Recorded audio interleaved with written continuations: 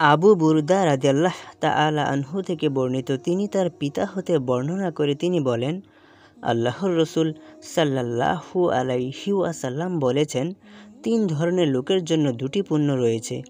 1, আহলে কিতাব, যে ব্যক্তি তার নবীর উপর ঈমান এনেছে এবং মুহাম্মদ সাল্লাল্লাহু আলাইহি ওয়াসাল্লাম এর উপরও ঈমান এনেছে। 2, যে কৃতদাস আল্লাহর হক আদায় করে এবং তার মালিকের হকও আদায় করে। 3, যার বাদী ছিল, যার সাথে সে মিলিত হতো, তারপর তাকে সে সুন্দরভাবে আদব কায়দা শিক্ষা দিয়েছে এবং ভালোভাবে দ্বীনি ইলম শিক্ষা দিয়েছে, অতঃপর তাকে আজাদ করে বিয়ে করেছে, তার জন্য 2টি পুণ্য রয়েছে।